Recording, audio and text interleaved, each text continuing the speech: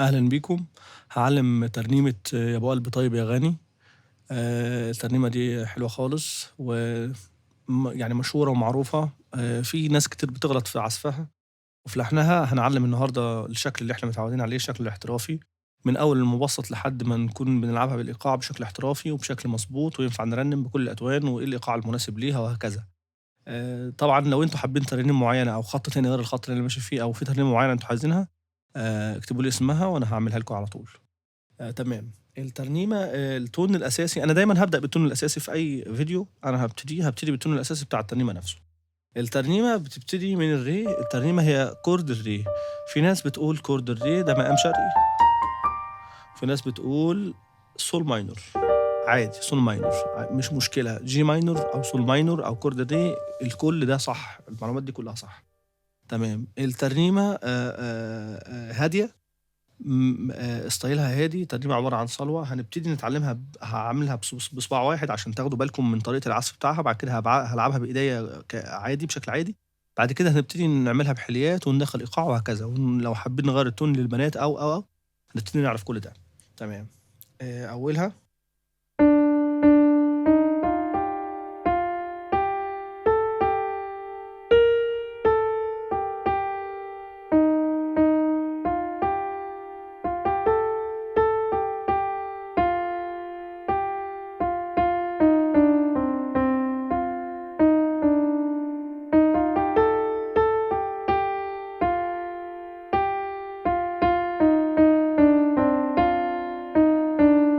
ده القرار.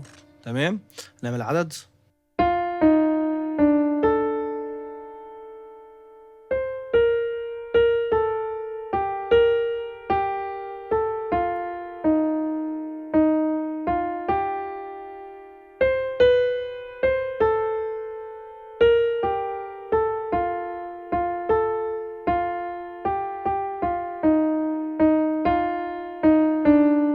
ده العدد لسه معمول، هيتعمل طبعًا مرّتين. طيب إحنا الناس اللي لاحظت لو تعرف كورد الري أو الجي ماينور ما فيهوش حرف الC، يعني النغمة C بكار مش في السلم. ليه إحنا خدناها اللي هي لمستني بكل نعمة. هنا النغمة مش في السلم صحيح، لكن هي أساسية في اللحن. يعني الملحن لمّا عمل اللحن، طبعًا إحنا عارفين الترنيمة بتاعة الأخ ماهر فايز، هو اللي كتب وهو اللي لحّن وهو اللي رنّم. هو عامل الC في اللحن أساسية، هي أيوه مش أساسية جوّه السلِّم، لكن هي أساسية في اللحن. فالناس يعني في المزيكا بنسمّيها عُربة. عُربة يعني نغمة مش في السلِّم لكنها أساسية في اللحن، دي بتتسمّى عُربة. تمام. فالC عشان كده موجود، لو الناس خدت بالها يعني. تمام. إحنا لعبناها بصباع واحد، هنلعبها بقى بالإيد كاملة.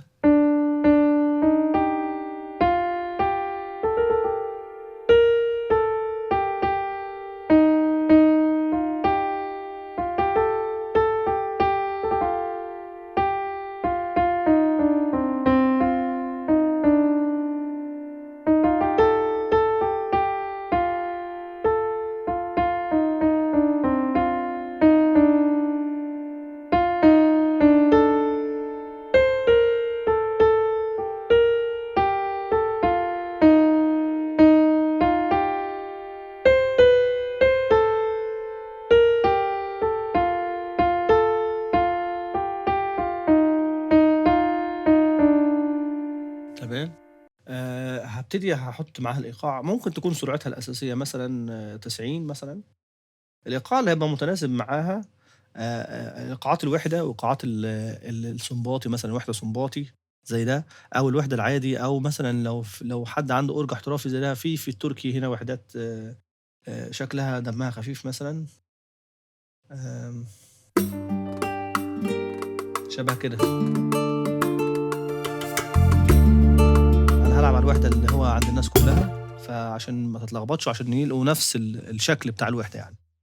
هنبتدي دلوقتي أحطها مع الإيقاع مثلًا، هاخلّي مثلًا السرعة مثلًا 80.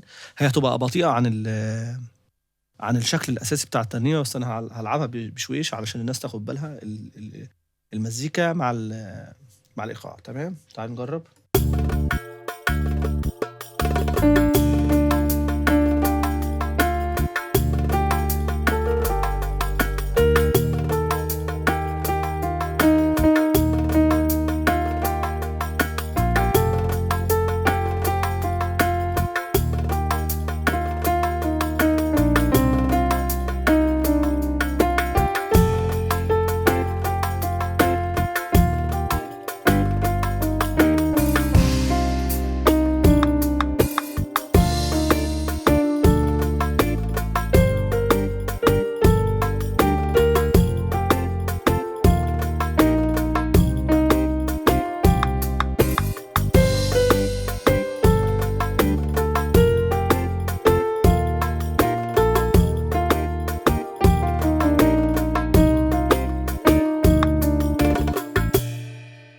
تمام، تعالوا نرجع للصورة الأساسية بتاعتنا اللي هي مثلًا 90 أو 95 نشوف كده 95 هيبقى عامل إزاي. حلو ال95 المفروض إن دي السرعة مثلًا هي الأساسية أو هي الأقرب للأساسية. تعالوا نبتدي نجيب نغمات مثلًا. أنا هالعب في الترنيمة ديّة مثلًا كلارنيت مثلًا. أنا هابدأ بالذوق اللي أنا باختاره وبعد كده كل واحد يختار النغمة اللي هو عايزها تمام. هالعب ما بين الكلارنيت وما بين الstrings تمام.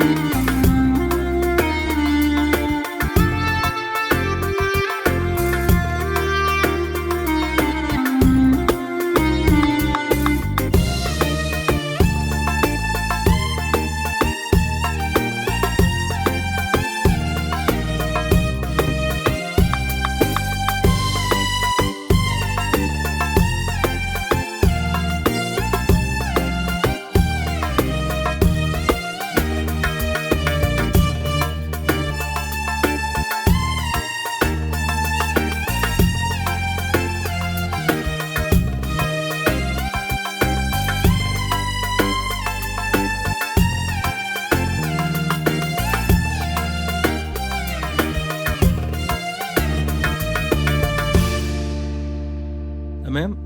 دول النغمتين. ممكن الناس تغيّر براحتها عادي في النغمات، يعني ممكن تجيب أي نغمات تانية، نغمات سولو مثلًا.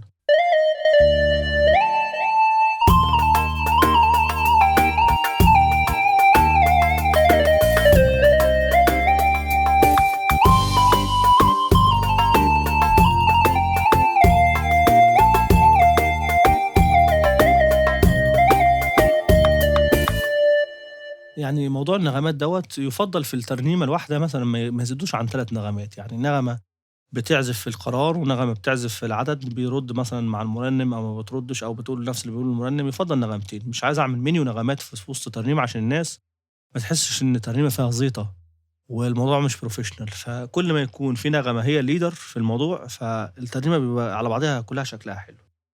تمام. لو إحنا مثلًا هنوطّي التون مثلًا عشان البنات إحنا بنلعب G minor أو sol minor أو كورد الري، إحنا ممكن نوطّي نخلّيها مثلًا F minor الF minor أو كورد الدو كده وطيت 1 تون، هيبقى منظرها عامل كده.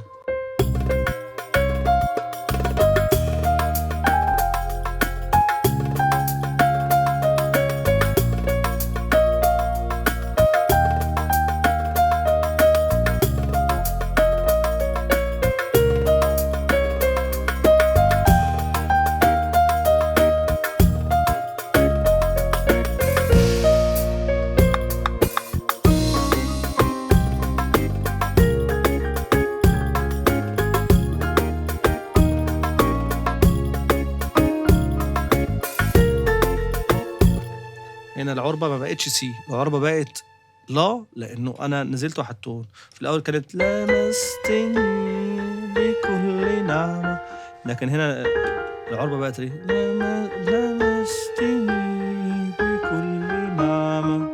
فهنا العُربة نزلت لإن مش هتفضل سي، التون كلّه نزل، السلم كلّه نزل تمام. فهي اتغيّرت.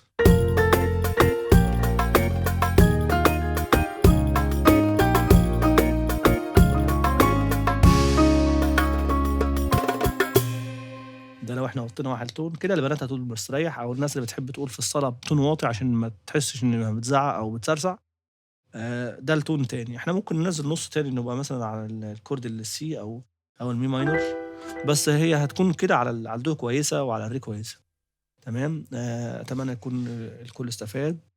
أي معلومة عايزين تعرفوها مثلًا أو أي مثلًا ملحوظة أنا ما قُلتهاش أو حاجة ما خدتش بالي منها أو حد مش فاهم حاجة أو أي comments ممكن تكتبوه وأنا هارُد عليكم. سلام.